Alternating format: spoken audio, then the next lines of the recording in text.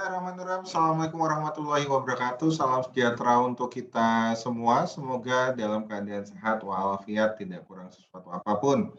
Baik, teman-teman mahasiswa, kita telah sampai di pertemuan ke-12. Kali ini kita akan coba membahas pangkalan data atau database dalam konteks bibliometrika.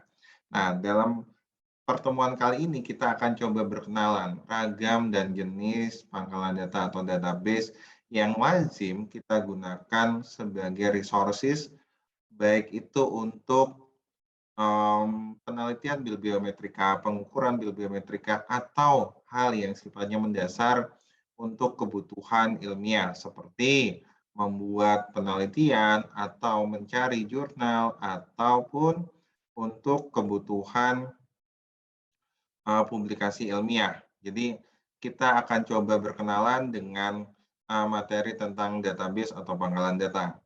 Nah, saya akan coba sajikan beberapa alternatif atau beberapa resources atau beberapa database yang biasa atau lazim kita gunakan. Mari kita akan coba berkenalan satu persatu dan kemudian kita lihat masing-masing keunggulan dan kekurangannya. Baik, kita mulai saja.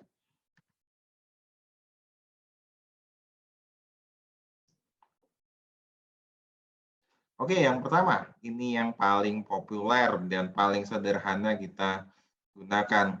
Nah, kita mengenal yang namanya Google Scholar. Nah, Google Scholar ini seperti Google, tetapi yang seperti dikhususkan untuk pencarian artikel atau jurnal ilmiah. Jadi, Google memberikan sebuah fitur yang sangat spesifik untuk pencarian jurnal ilmiah. Jadi ini sangat basic sekali, ini sifatnya gratis, open, sehingga memungkinkan kita mencari artikel atau mencari resources jurnal yang sifatnya terbuka dan kita bisa akses.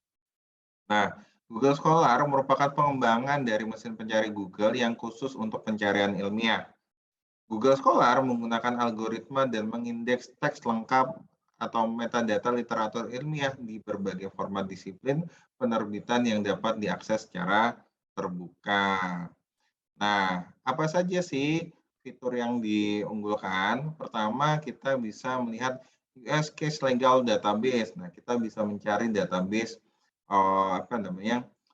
dari pemerintah, mencari informasi yang telah dipublikasikan oleh pengadilan distrik maupun federal dari pemerintah Amerika Serikat. Citation dan Analysis and Tools misalnya. Nah, ini fitur yang menarik sebenarnya. Jadi ketika teman-teman misalnya menggunakan Google Scholar, di situ kita bisa menggunakan atau mendownload file citasi yang nanti kita bisa ekspor ke Mendeley, kita ekspor ke EndNote atau zToro, dan kemudian metadata yang kita download otomatis terbaca. Jadi kita tidak lagi perlu menginput manual, kita tidak lagi menginput secara manual. Apa nama jurnalnya, penulisnya siapa, tahun terbit, dan sebagainya. Tetapi kita download metadatanya saja.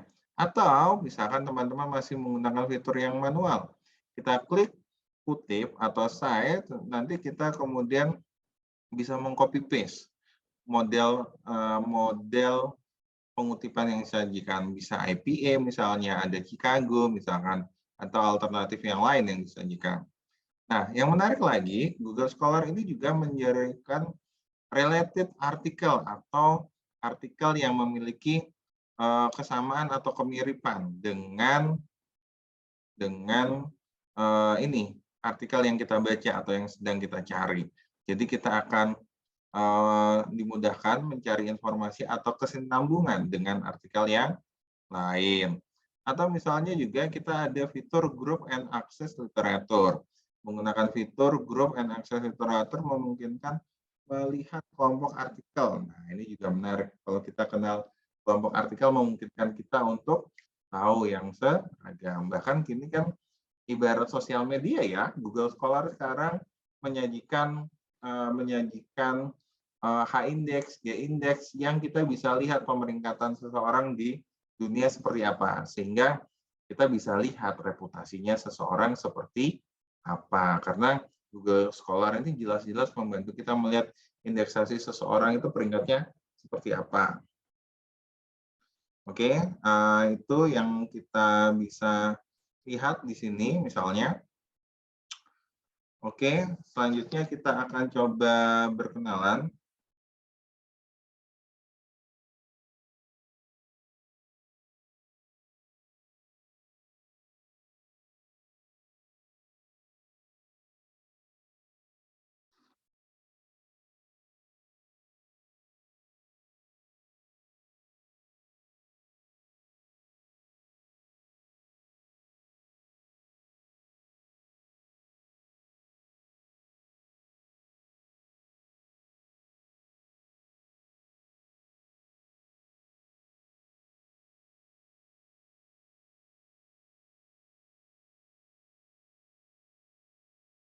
Oke, kita akan berkenalan selanjutnya dengan I, IEE Explorer. Nah, ini adalah database yang secara spesifik memberikan akses jurnal pada bidang ilmu komputer, teknik, elektro dan elektronik, atau secara umum adalah bicara soal keteknikan.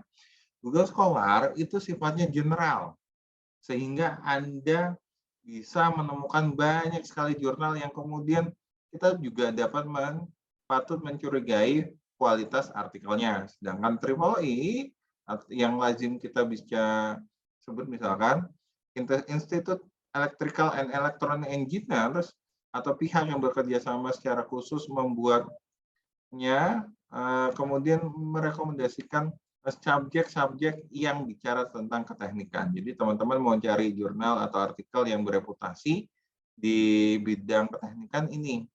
Nah, kalau misalkan kita mau bikin riset tentang bibliometrika yang secara spesifik bicara soal keteknikan, bisa di sini. Nah, Triple E atau Institute of Electrical and Electronic Engineers misalnya tidak direkomendasikan untuk ilmu-ilmu sosial. Meski kerap kali kita menemukan kajian-kajian ilmu sosial di sini, tetapi kerap saja mereka mengarusutamakan dengan metode-metode yang sifatnya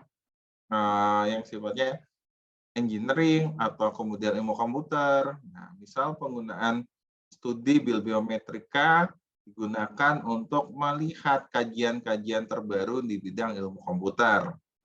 Nah, metodenya punya kita, bibliometrika, namun subjek yang dibahas adalah ilmu komputer. Oke, kita coba lanjutkan. Nah, ini Scopus nih. Scopus yang paling populer di antara kita. Nah, ini kan jadi target dari banyak peneliti dan dosen di Indonesia untuk mengejar Scopus, karena Scopus ini salah satu yang dianggap bereputasi untuk melakukan pengindeks. Scopus merupakan pengindeks dan pangkalan data abstrak citasi yang dikelola oleh Elsevier. Pangkalan data ini pertama kali diluncurkan tahun 2004. Ada 30.000 jurnal baik ilmu alam maupun ilmu sosial. Tak hanya artikel, melainkan jurnal, seri buku, proceeding, dan bab buku bisa terindeks di Scopus.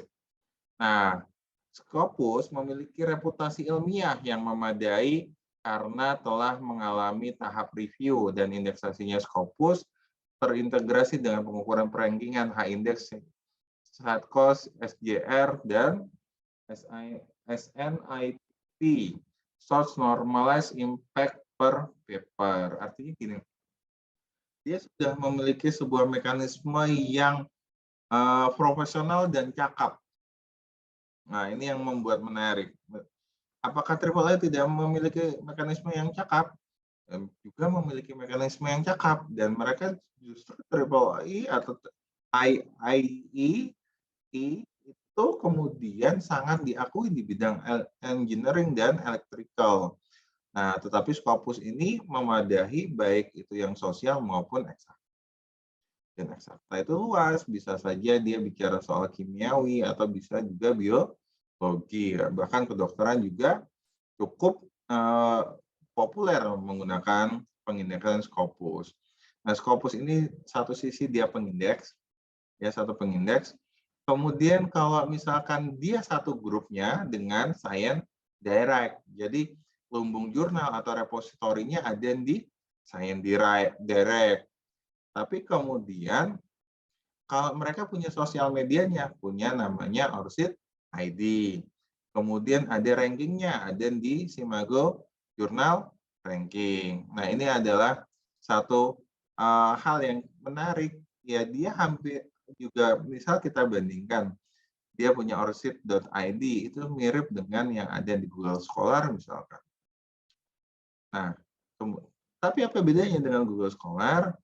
Kalau kita menggunakan Scopus, harapannya proses penerbitan artikel yang dipublikasikan di situ sudah mengalami review yang sangat ketat. Sedangkan kita ketahui lagi, kalau Google sifatnya terbuka, open, sehingga memungkinkan siapa saja atau kemudian eh, mereka yang mampu melakukan rekayasa secara engineering atau bisa melakukan indeksasi ke Google, artikelnya pasti masuk dalam pencarian Google. Nah, itu baik atau buruk.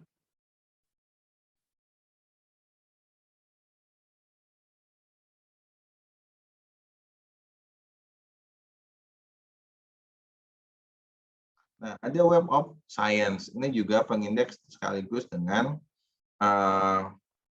lumbung atau pangkalan data.